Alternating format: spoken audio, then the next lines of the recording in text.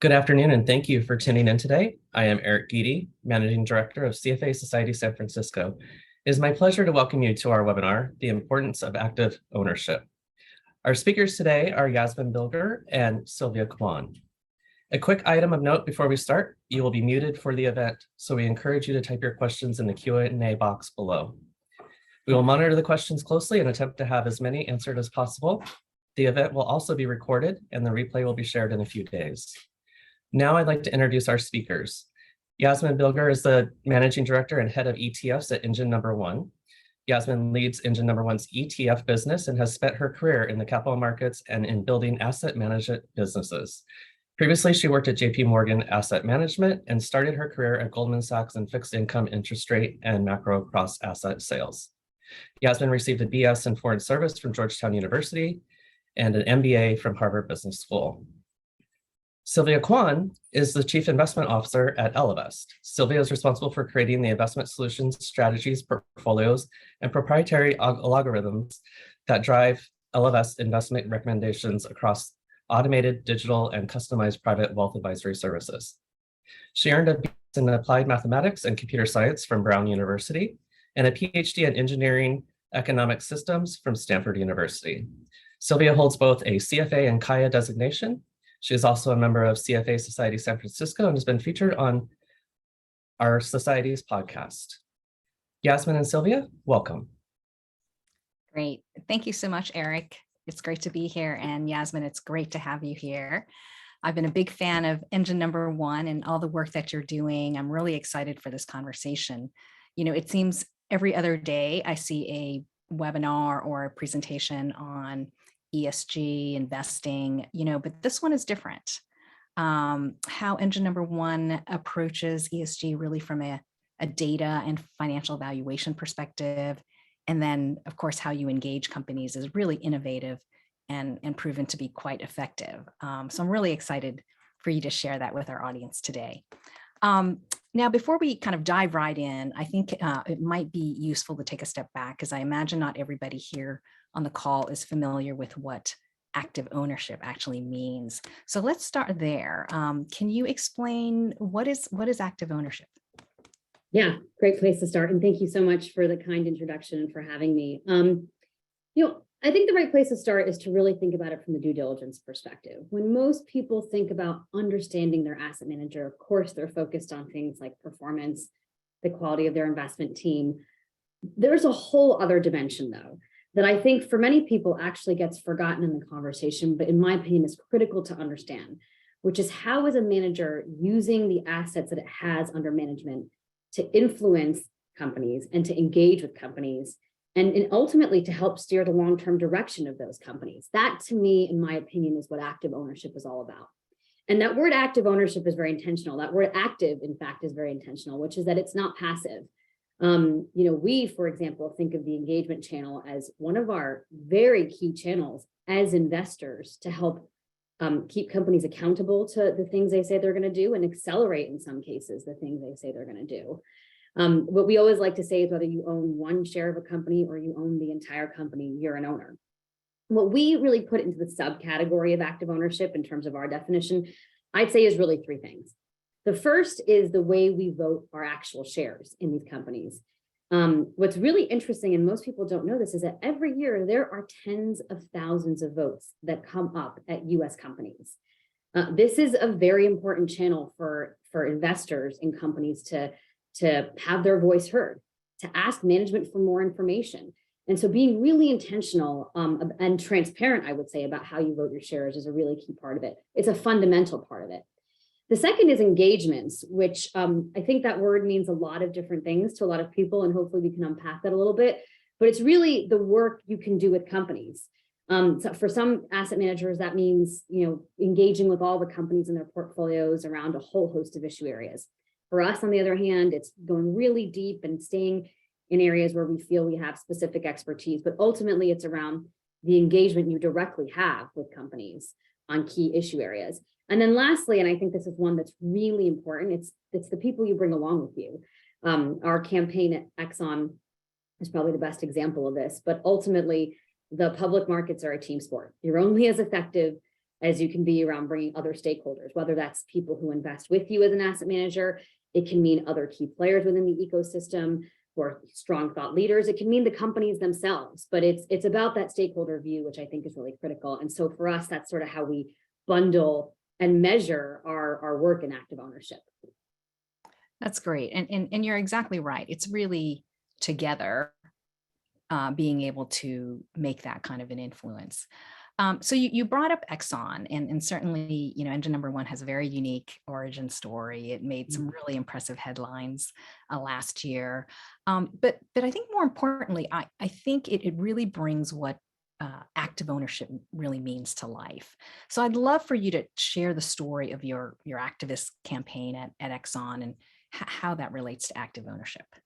Yeah, absolutely. And let me just give a quick 1 minute on who we are, because I think that will actually help demonstrate a bit about how we even approach this campaign. And I think some of the elements of success. So at engine number one, we are first and foremost an investment firm, full stop, period.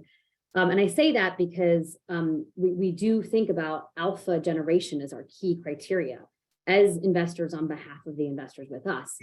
But we were founded on, I think, two shared beliefs that kind of play into this Exxon campaign. The first is that environmental and social issues are often talked about as ideological issues. But in our opinion, in many cases, not in all cases, in many cases, they're actually material issue areas for companies as it relates to their ability to drive long-term value. Or said differently, they're actually economic issues. They're not just issues of morality. And the second issue area, the second sort of thing that I think feeds into this is there's some amazing, huge transformational shifts happening in our economy. And these are really big themes. Energy transition being one of them, being probably the best example of it. So our Exxon campaign was really launched in that backdrop. What we were able to do is we nominated 4 and successfully placed 3 people on the board of directors of Exxon. And our campaign was quite simple. We believed that Exxon needed a refresh on its board from a leadership perspective. Prior to our campaign, there was no member on the board, no independent director, I should say, on the board that had outside energy experience. We also thought there was an opportunity for more long-term capital allocation discipline after years of chasing production growth in the face of poor returns. And we thought there was a need for implementing a strategic plan for creating value, sustainable value, in a decarbonizing world. That was sort of the premise of the campaign. To me, the key takeaways as it relates, like if you zoom out and you think like, what should I take away from this from an active ownership lens? I would say 2 things. One is about size and influence. We owned 2 basis points of Exxon when we launched our campaign, and we were able to have a tremendous amount of impact. Why? The reason why is because we focused our arguments all on the economics around our case. It was a shareholder value oriented strategy. Why that it was so important was it helped other investors, other asset managers, other asset owners vote alongside of us. And so that focus on economics, I think, is really critical, making sure you're linking your case around decarbonization in this case to why it's good for the company over the long term. That was sort of lesson number 1 as active owners. I think it's leveraging the capital markets to the language it speaks best, shareholder value. The second was really this case for engagement versus divestment. These are 2 buzzwords that get talked about a lot. Divestment is sort of the predominant way of investing in sustainable investing. There's, a strong case for it in many cases. I think this is one of the first instances where it sort of demonstrated the real strong value for an own, engage, and transform strategy. The merits of being a very active owner. And I think, the sort of thesis has played out because our board members were reelected, which we were really happy to see a year later.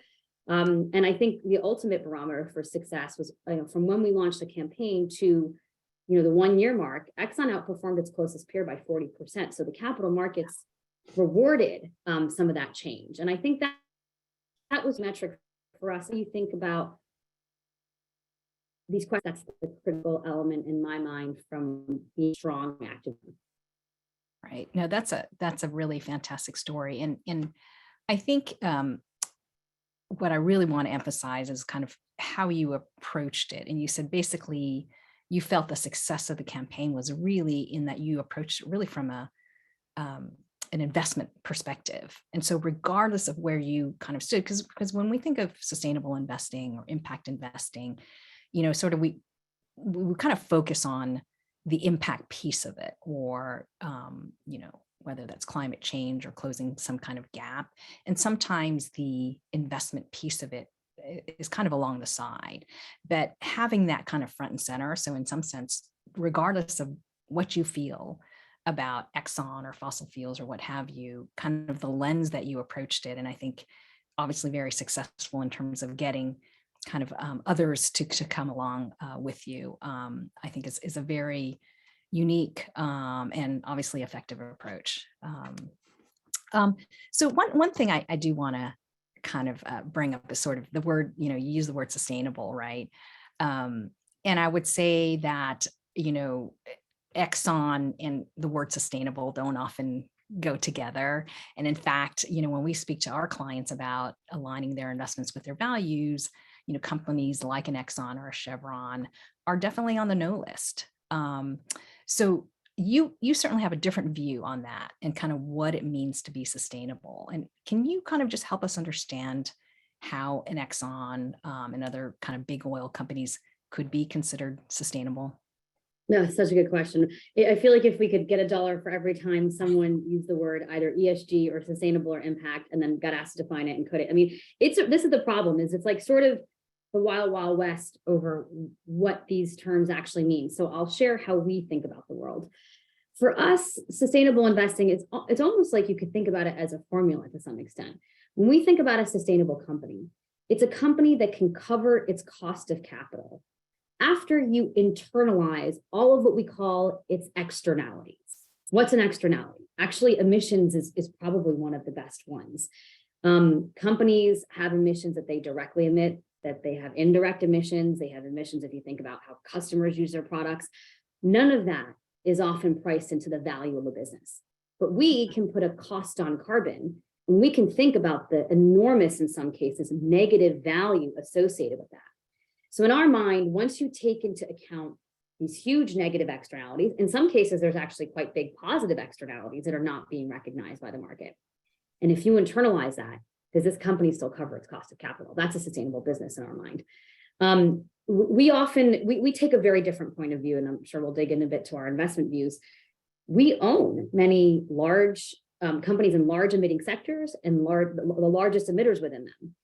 Our belief is that we're in a world of transparency.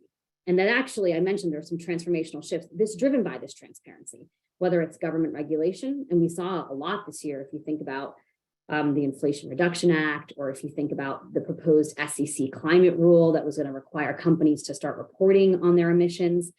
There's a lot that's coming down the pike that is bringing to the forefront and bringing, from a transparency perspective, more information to investors around some of their negative footprints. We see that more on the climate side, but I think you'll start to see that more on the social side as well. That's a big driver of transparency. It's also shifting consumer preferences. We know that's happening. We know consumers care about many of these issue areas. And then, of course, it's disruption and innovation. And so if you think about a world where a lot of these negative impacts are getting priced into business models, this is where it serves to be an investor. What we're looking for are companies where we think, once you take into account those negative and positive elements that are not currently priced by the market, there's a big investment opportunity to take advantage of. And so we have a very non-traditional point of view on that, because, as you say, the predominant model in sustainable investing is, if you don't like it, you don't own it. Right. We're firmly in the camp of deeply understand the ecosystem, identify the companies that we think have the potential for transformation, and then understand the steps, both long-term, medium-term, and then importantly, short-term, they'd have to be taking to show that they were on that path to succeed in that transformation. Yeah, no, that makes sense. So when I think about, talk about sort of, avoidance or divestment, versus engagement or active ownership, certainly you have a point of view in it, but many would point to, say, the role of divestment in, stopping apartheid, for example, in South Africa. And couldn't that work, for climate change? What are your thoughts on that? Yeah, there's a raging debate in the ecosystems I operate in, at least, on divestment versus engagement. listen, it's probably an and, right? We should say, I'll personally say, part of, I think, is our campaign was so successful was it was launched at the time it was launched. It was launched after significant underperformance by all energy companies. So there was a capital markets lens. It was also on the back of years and years and years of the divestment movement calling attention to important issue areas. So that you have to ultimately come back to what's the theory of change of these two different mechanisms. The theory of change of divestment is sort of usually twofold. One is calling attention. I won't own it, and by not owning it, I'm bringing up to the forefront of conversation these important topics. The other is a cost of capital, which I think is a little bit more of a challenged argument to make, because ultimately, such a small pool of assets are focused on divestment. But those are typically the kind of arguments that are rooted in a divestment strategy. On the engagement side, it's about the fact that our system is actually accountable to shareholders. If you ultimately unpack the role of a shareholder, the shareholder sits at the center of it all, whether it's the proxy voting system, in which cases some shareholders can actually put resolutions forward, right? You say, I don't agree with you, management, I want more information, you can put a resolution forward. Or whether it's the engagements you have. You as a shareholder have a tremendous amount of power, particularly in the collective sense. So, that's what engagement is about. And that's the theory of change there. And so ultimately, I think from a lot of investor seats, they kind of have this quandary of which one to use. And I will say the way I would understand it or think about it is what's the theory of change really specifically on each issue area? And then what's the investment thesis? Because often lost in this conversation, we get so stuck on the impact side of the conversation that we forget that these are investment strategies, right? And then actually that's probably been one of the limiting factors in sustainable investing, is that you sort of try to pull these conversations apart. So what's the investment viewpoint here that you think co-aligns with your theory of change? Yeah, exactly right. You remind, what you've been talking about, sort of engagement and the theory of change. It certainly reminds me of other areas where kind of engagement versus avoidance can actually really be effective. And I'm going to take a little sidebar here and just share a short story of engagement at Ellevest, sort of in a different area. As an impact investor, we're obviously constantly looking for investment opportunities that have the direct positive impact. And at the same time, we also look for management teams that are diverse. And in some cases, we love the investment strategy, we love the impact, but found that the leadership team, didn't reflect the diversity that we had hoped for. And we believe it actually is important in terms of effective decision making. So, we had a decision to make. We can say, well, no, we're not going to, put money towards you, or we decided to engage and to, talk to senior leadership in the board to encourage and kind of nudge them to be more intentional about hiring and to really make the case, based on research for more diverse teams. And the research that shows that, diverse teams make, better and more effective decisions. So, it took a couple of years, because things don't happen overnight, as you well know.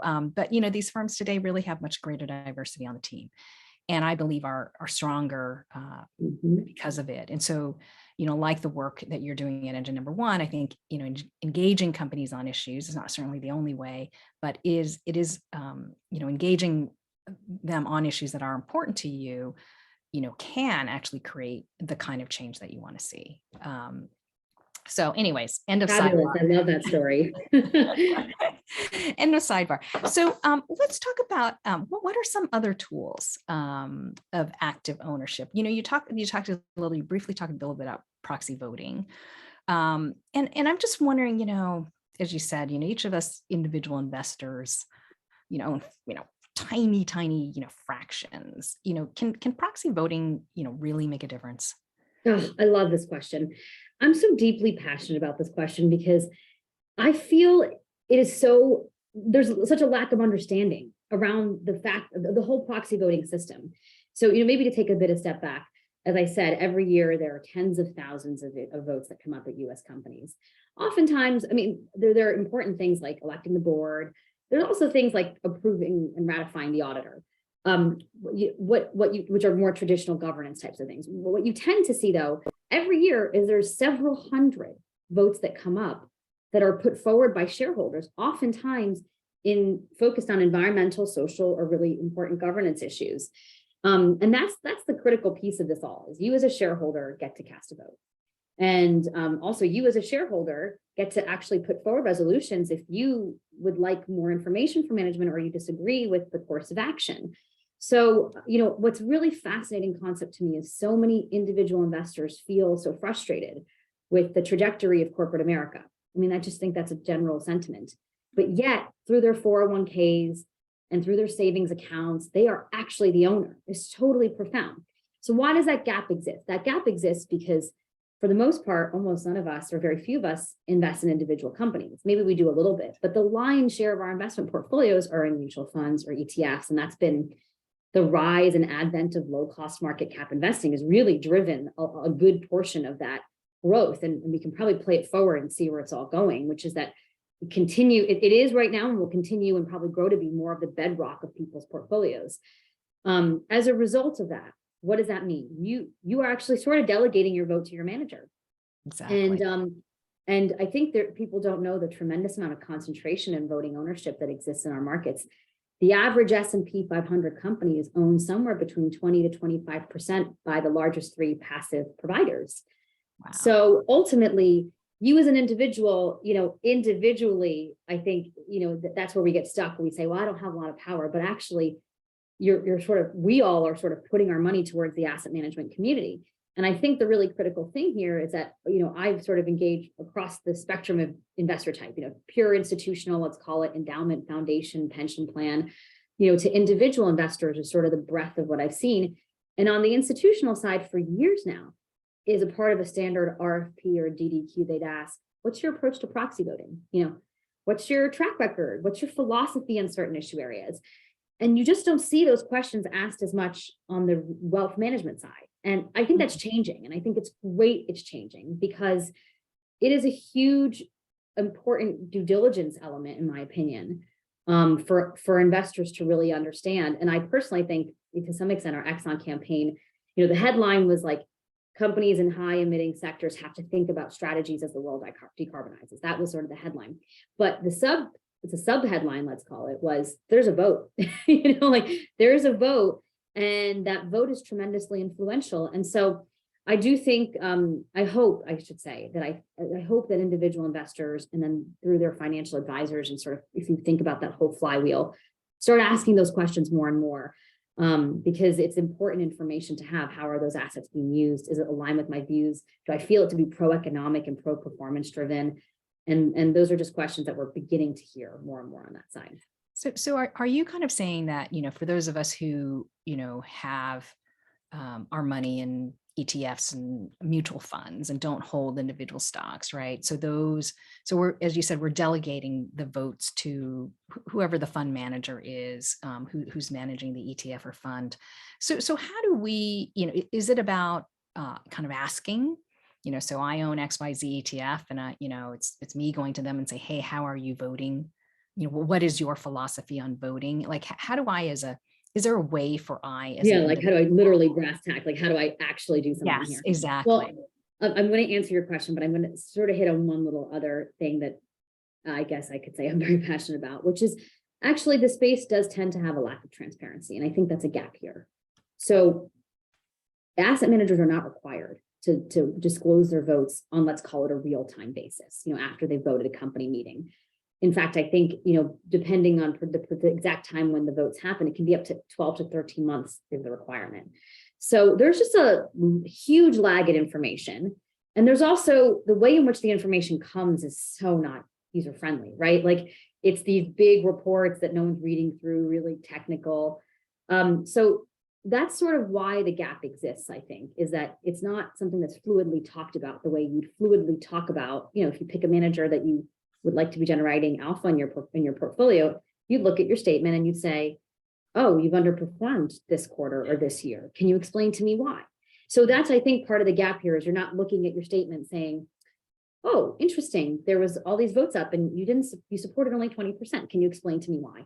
So barring the fact that you don't see that, we now have to be proactive, right? So a lot of people have financial advisors. I think that's a great mechanism. I actually think the financial advisor, to be honest, is like the linchpin of this conversation as it relates to the wealth management side, because this is the perfect example of a very technical and complicated topic that would benefit from someone helping to break it down to an individual investor. I think it's pushing your advisor to understand. There's also a lot of innovation happening in this space too. So I think this is also something that you'll see some trend, like interesting change and trends on. There's managers coming out like us who say, we're going to put our vote on our website and we'll tell you our philosophy. And by the way, we've supported 85% of environmental and social shareholder proposals since we've launched. Here's our point of view. So you'll probably see other managers come out with different approaches, which will mean more choice. There's also a lot of interesting technology startups that are trying to pass through voting, like give it back to the shareholder. So there's, I wonder if people actually want that much power and information. So there's a whole other thing to unpack there, but there's just a lot, I think, of interesting things that may make it easier for an individual investor to participate in this. Right. So it sounds like you're seeing, and maybe you're at the forefront of this trend, is just greater transparency and just more information as opposed to. It's critical. I mean, think about our rights as investors. I just think we hold, when an active manager says, I'm going to outperform over time, and here's my investment thesis why, we ask them, we track them, we benchmark them. That's the word, we benchmark them. So, there's just a lack of that same underwriting happening, I think, in the space of engagements and voting on all these really important topics. But I think that, again, like I said, I think that's becoming more and more of a topic that's coming up, because I think, people are realizing, again, there's a vote, there's power, there's influence. Right. Any examples of votes that have come up recently that you can share? Yeah, there's a whole host. Well, I'll give you some trends from the season. First of all, it's proxy season because that happens in the spring. It's like the holiday season. So from the season, I can give you some trends and a couple examples that may make it real. One thing that I sort of said, I think there's a lot happening in this space. It totally played out this year in proxy season. There is so much energy from shareholders. I think the statistic is something like there were 20% more shareholder proposals this year than last year. Wow. So just a huge amount of energy really in the space, people saying like, I want more information on something. There was also a much wider spectrum of types of things. So a lot of the shareholder proposals in the past were about requesting more information, often things like, can you share more about your emissions and your plans for emissions, for particular, let's say a company that was in CPG. Now there were some proposals that actually took it farther and said, I want targets and like metrics and, very, very specific. So the breadth of what you saw was a lot wider. And I think that posed a really interesting challenge for managers as they thought how to vote through that season. A couple examples that come to mind for me of things here. So one was at Tesla, where there was a vote, I think it was back in the fall actually, for comparable and quantitative data on how people of different character groups were being paid, race, gender, that type of thing. It's a very important topic to people, and that was a request for more information from shareholders. There was also one at Costco around understanding and setting emission targets. So that was another one that sort of, I think people really, really could grasp onto because it was a brand they knew and understood. There was one, for example, as I mentioned, in the category of really being specific that we didn't support, in fact. I'll give you a few of them, but there were a few of them, but one in particular was around fossil fuel financing at banks.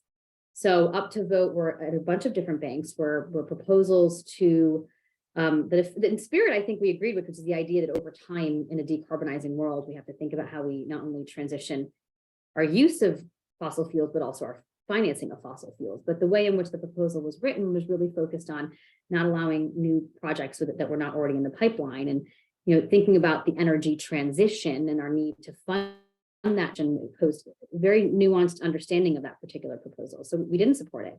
But so that's actually what this whole process entails, is really digging into the proposals themselves. And our approach is really about being very much focused on the economics of it all. So we really want more transparency. We want more information for companies, because we think part of the big issue in this space is that there's just not enough data, and environment's hard enough, but you get to social, it's very, very difficult.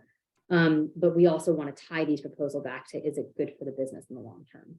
Yeah, no, I think that's exactly right. Obviously you can't move the needle or make progress on something until you know where you stand, and measuring that. You mentioned 20% more proposals this year, which is a lot. Are you seeing general trends in terms of those, the areas of those proposals? Are you seeing, obviously climate is one of them, large one, we see things around, waste, gender pay equity, I should say, things like that. Are there general, of that increase? I'm curious whether you're seeing particular trends towards one or more issues. Well, it's all of what you mentioned. Climate was a huge area, and then definitely on the social side, gender related proposals, racial related proposals. It's sort of across the board in many of those segments. I think it's just reflective of the environment we were coming off of in 2020. It's really fascinating if you think on the climate side, actually. I'll have to, the exact numbers are going to escape me, but there was something that actually made me fall off my chair, which I think it was something like 2018 or back to 2017 or 2018, not one climate proposal passed. It was a phenomenal, like zero. And then only in a few years, you would see north of 10, let's say. So just in that short period of time, you saw more proposals, but also more support for certain proposals. And I think climate was one of the areas that led the way back in 2020, because in 2021, because of, so this idea that there's real business risk associated with some of that. Right. So are you able to share anything about, a few companies that you're currently working with and how? Yeah, sure. Maybe to take a step back, we focus a lot on voting and as one of the mechanisms. The other channel is engagement. And I should say, we engage in the context of our investments. And so, there's really a very specific thing we're sort of investing around. We see some very big transformational opportunities. So what do I mean by that? They're large in nature, hundreds of billions of trillions of dollars moving into shifting around in our economy. Thinking like the energy transition is a big one, for example. They're long duration in nature, and they're usually not confined to one little segment of our economy. They're usually what we call systems wide. They're cross sectors. They require so much cross coordination. Those are the type of investment areas that are rich, but are also rich for engagement, because actually a lot of them are very hard to maneuver areas for companies. So let me give you a few examples. The energy transition in our mind is one of the biggest investment opportunities that sits in front of us. By some estimates, they say, it's going to take $3 to $5 trillion of investment per year as we think about the path to decarbonization. So enormous amounts of money. Within that, transportation is a huge component of it. That's one of the biggest sources of emissions within our economy. And within transportation, really what you're seeing is it's all about the move to, as we know, electric vehicles. Now, many automakers have come out and said, yes, we'd love to be all electric in 10, 15 years.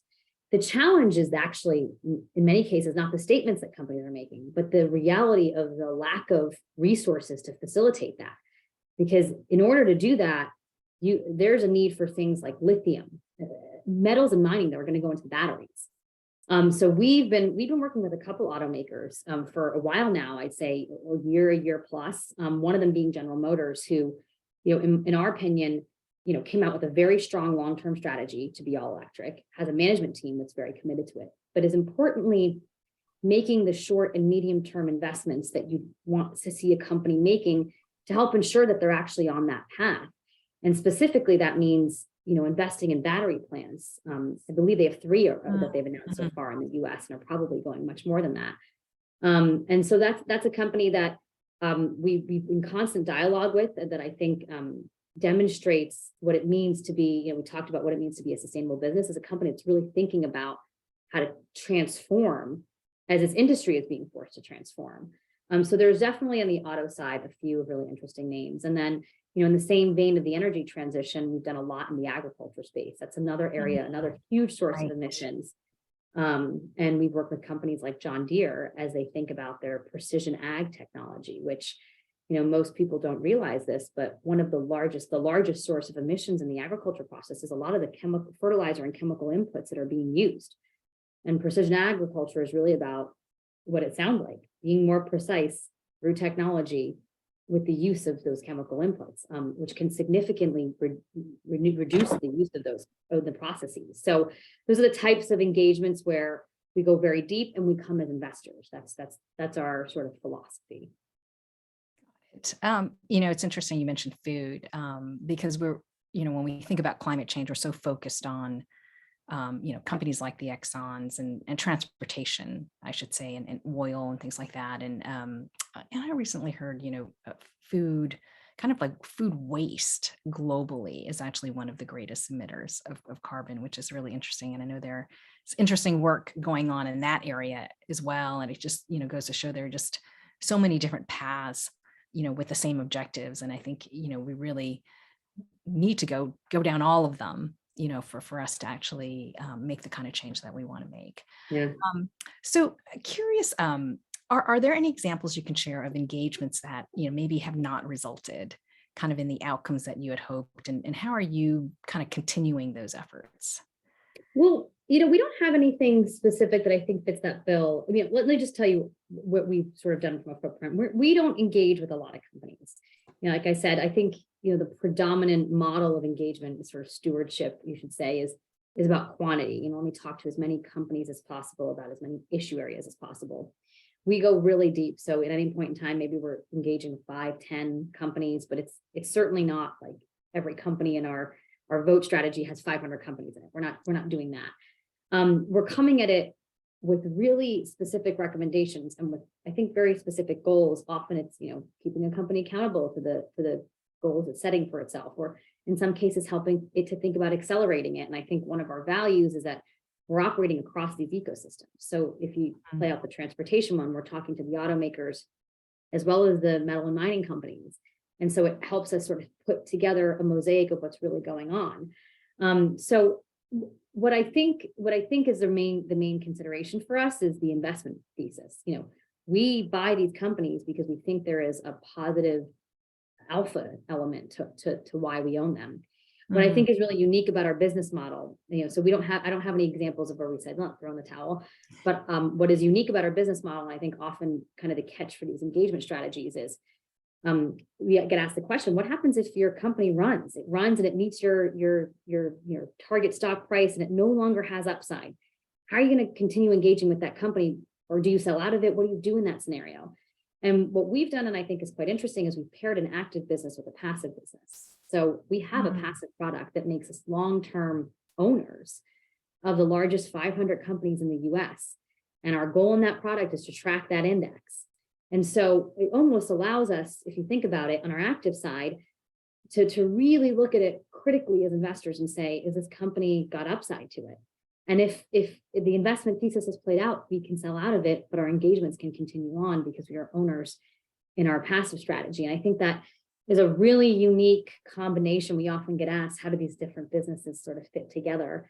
That is one synergy I think that's quite useful, is that indexing approach versus that active approach. And so it allows us to be what we want to be in the active side, which is purely alpha focused.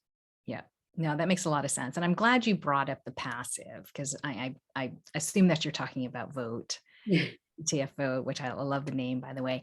And my understanding, and I've had people ask me when I talk about, engine number one and the ETF, and when they look it up and they're like, well, aren't they're just, it's passive, it's investing in the S&P 500. So what is the difference between Vote and say SPY?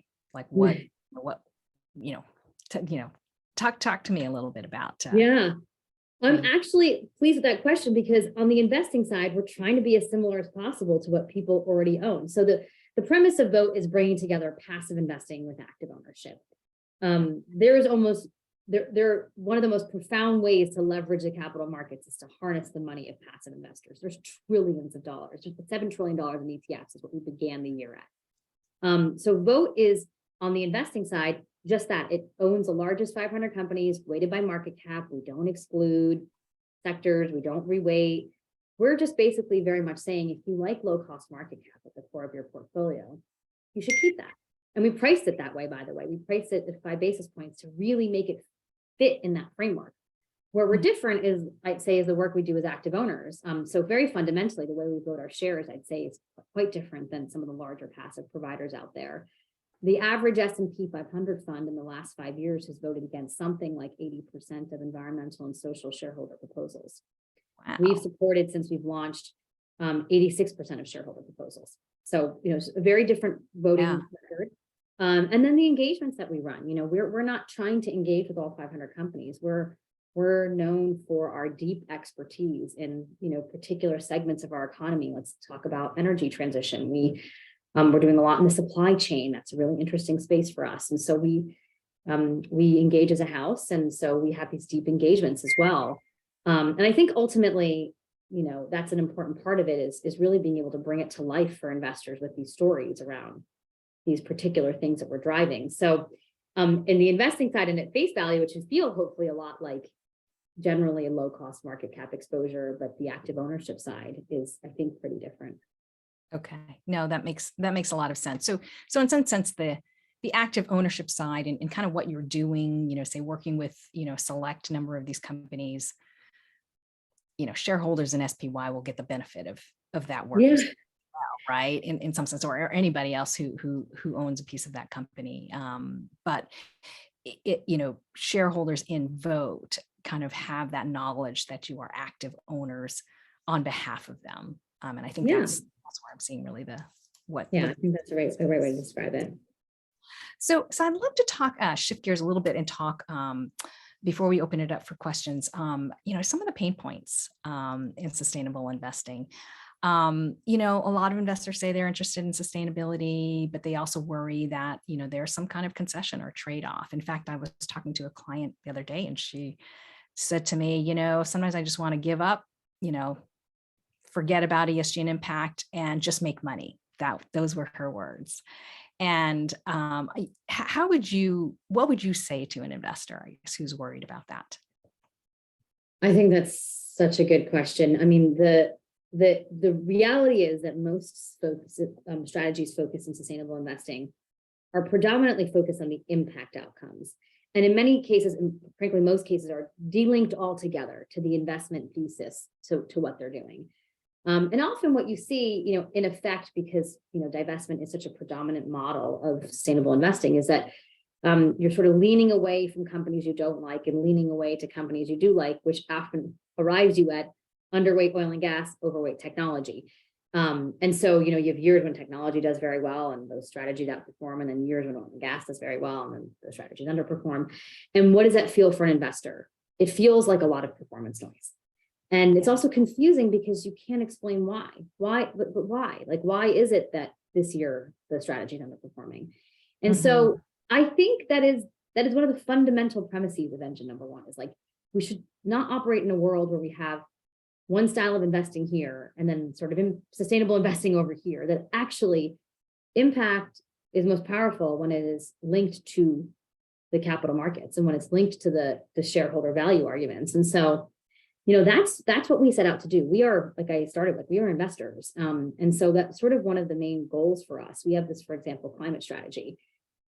The premise we have is that we are in a fundamental transition to to a world that's decarbonizing. But the way we approach that question is we're looking for companies that are absolutely going to thrive and benefit from that, and therefore be strong performers through that cycle. And so we want to link those two things together. And I feel until we can, that same hesitation will always be there, which is like, I don't know, I don't understand. And why is performance the way it is? We've got to solve that, because I think it's a really big hurdle for investors. Yeah, 100%. So I know that there's some questions that have come in, and I just want to make sure there's enough time to get to all of them. So maybe we'll just start now. Thank you for those who sent in questions in advance. So I thought maybe we'd start with those first. So question: how do you assess traditional oil and gas drillers like Devon and Marathon Oil, especially with the need for oil in light of the Ukraine invasion and with your overall goals? I think it's such an excellent question because, what have the last 9 months shown us as investors? It showed us that, many of us believe we're in a long duration theme towards energy transition, but we have obviously immediate energy needs today. And that's the critical word in all that is transition, right? It's a Right. transition. It's going to take us a while to get there. So I think there's 2 points to this question that I want to tackle. The first is, how do you think of what good looks like for the supply side of that conversation, which is traditional oil and gas companies? That is an area we've spent a tremendous amount of time really trying to define what good looks like. And there's certain criteria that I'd say that we sort of put out there. The first would be, clear scope 1 and 2 emissions that are Paris aligned. The second would be, and this is an area we've spent a lot of time in, is thinking about areas like methane and flaring. Methane is actually an area we've done a number of engagements in. Most people don't know this, but methane is, far more potent than CO2 by the order of around 80 times. Oftentimes it's leaked through production, storage, transportation, and those leaks can be solved with minimal capital. And so a lot of it is actually how do you monitor and understand these leakages and verify them and effectively kind of bring them down over time. That's a huge opportunity area. And we've actually done work. In fact, there's a partnership called the Oil and Gas Methane Partnership 2.0, OGMP to 2.0, that recently several US oil companies have signed up to, and we've been working in that ecosystem to really help push for the monitoring and verification of methane. And then, it's really about how you think about creating sustainable value in a lower carbon economy over time. Those are some of the criteria we would think about when we think about what we want to invest in, for example, in our energy transition portfolio. That's one side of this. But the other side of this, of the transition part, is the demand side. I think we often focus on the supply side of the conversation, which is what do we do with oil and gas companies? When the reality is that we actually have to tackle things like transportation and agriculture that we talked about, the places we consume energy. And so there's a whole set of work that actually has to happen there first, before we can think about how we reduce what's called the scope 3 emissions of an oil and gas company, which, scope 3 really reflects the full value chain of a company's emissions, everything from its suppliers all the way to the emissions as a result of what the consumer's use of the product is. If we're going to really tackle that full spectrum, it's that consumer use part is really, how do you work on things like moving to all electric, thinking about improving your agricultural processes. It's another really important part of this question around transition. I did not know that about methane, by the way. It's phenomenally interesting. Yes. Very, very interesting. Wow. Great. So another question. And I do want to encourage, if any of you do have questions, please send them through the Q&A box. How do you suggest that the industry create awareness among the general public of the ability to empower their values through aligned active managers? And what marketing strategies or campaigns does your firm undertake to this end? I love this question. Yeah, how do you bring visibility? Because it is like, I think this is the limiting factor here, which is for the average investor, this is all not that real and relatable to them, right? I've just spent time on the proxy system and how we engage. And ultimately, the reality is we have to be able to make it compelling to an end investor. And so this is an area I spent a lot of time in. I'm now convinced the way we do it is we tell very simple, relatable stories. So let me be specific. As opposed to talking about the proxy system, as I did here, and the tens of thousands of votes, let's pick 3. Let's pick 3 votes that happened over the quarter at brands that people know about. Let's tell them what was up for vote, why it mattered, and how it turned out. Really simple. And the sort of light bulb went up for me on this topic with the Exxon campaign, because what was really interesting about that campaign is often financial news sort of sticks to financial news. It doesn't really go beyond, financial media outlets, but that particular campaign actually transcended that. It got to mainstream media. And I think it was because it was on an issue area people are very passionate about. It was at a company that they knew they had sort of understood well. And so it sort of hit them in a very storytelling way. And I'm now believe that that is one of the most critical things we can do is move away from reports. That's traditionally how asset managers have tried to tell people what they do. They said, great, I'll give you my stewardship report at the end of the year. It's going to list everything I did. And I don't think that an end investor is really going to gravitate towards that. It's sort of like how we talk about performance. Ultimately, you want to talk about a company, what it did in the portfolio. And I think similarly, it's the same thing on this particular perspective. So voting case studies are a big part of our marketing strategy. And I think a big part of what we have to get right. Engagement stories are really big. Who we engaged with, what we were trying to achieve, what do we see as the progress? And I think if you convert it into stories, you're more likely to get an end investor to latch into it and understand it. It's a huge part of what we're trying to do. It's why we launched an ETF business altogether, to be honest, it's the one part of our business where any investor can invest with us. And so I think that's a really important component. It's a hard component, but an important component. Yeah, no, but 100%, Yasmin, it is stories that actually not only engage individuals, but also it's, something that people remember as well. So I think that's really important. So interesting question from a participant here. Many think about active management from a pro ESG perspective, with engine number one being an excellent example of achieving this mission. But there is rising kind of anti-ESG, anti-woke movement. Vivek, I'm sure I'm screwing up his name here, is Ramaswamy of Strive, bringing active management really in opposition to ESG. So the question is, how does engine number one plan to remain effective in a potential future where investors can align with their beliefs in an increasingly polarized world? It's all about the economics. I actually struggle with the word ESG. We don't identify ourselves as an ESG provider. And the reason why is ESG, I think, is sort of revolved around a certain style of investing, around rating and ranking. Rating companies by a set of metrics and then ranking them good to bad. Very difficult to do, right? There's so much subjectivity. What's good to you may not be good to me. How do you prioritize issue areas? This data is completely imperfect. So it's a really challenged space. And I think that's why it's sort of that word has sort of come under attack. Also on top of it, there's just been a tremendous amount of product development that sort of exploded into the space. So understanding the differences of approaches is really complicated. We don't do that. We focus on economics, the way we vote, the way we invest, the way we engage, all comes from the lens of who we are, which is deep fundamental investors. That makes it apolitical, and it makes it not about ideology and not about morality and not about right and wrong. You come at it as an investor. And I think that's the lens. Listen, that's the space we play in. We're really trying to find that nexus of where we see huge transformational shifts happening because of more transparency on topics that historically have not been well understood by the markets, with where we can generate alpha out of that. I think that is what the Exxon campaign so deeply showed, was that if you put it in shareholder value terms, you're not making it about ideology. And so that's the lane we stay in. And I think that's hopefully, in our opinion, one of the best ways to leverage the capital markets and towards some of our goals. No, that's, I love that. I mean, that's exactly right.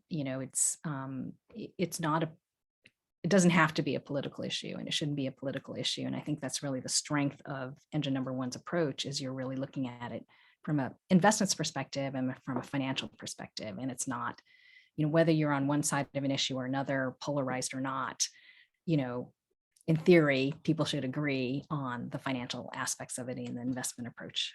So I think that makes a lot of sense. Last call for questions, but we do have one other question here. Very interesting. You mentioned, very low cost, 5 basis points for vote. I'm going to paraphrase the question a bit. Just thinking about all the work that you do in terms of, diving into proxies and engagement, it seems like that would cost a lot more than 5 basis points. Any concern about being competitive in this space with such a low cost? Well, I hope people see value in what we're bringing to the table. Exactly. That question. For 5 basis there is points. a lot of value. Listen, I feel really deeply passionate about the fact, I have a lot of passion areas. One of the things I really do believe is that market cap should cost the cost of market cap. And that zone in the US is 0 to 10, Right. 9, 10 basis points. We had to price it that way. We had to price it that way for it to be what we believe it is, which is someone's core market cap allocation. I think that's oftentimes what you see in sort of this world. One of the types of products you see that's proliferated quite a lot in the ETF space are low cost ETFs that sort of dial up and down slightly what they own and are about really kind of containing tracking error to a benchmark. Oftentimes they're like 3, 4, 5 times more expensive than a pure market cap product is. That's a friction for investors. That's a friction for advisors. Advisors have a very difficult time going to their clients and saying, I've got this great product, but I'm going to have to increase your cost by 2 to 3 times. So it was just very clear to us that what we were trying to build was a market cap product.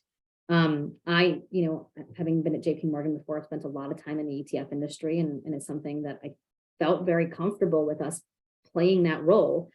And it pairs within our business model. That's the reality of it. We have other strategies where we are bringing our full force alpha, our best, deepest investment discipline and expertise.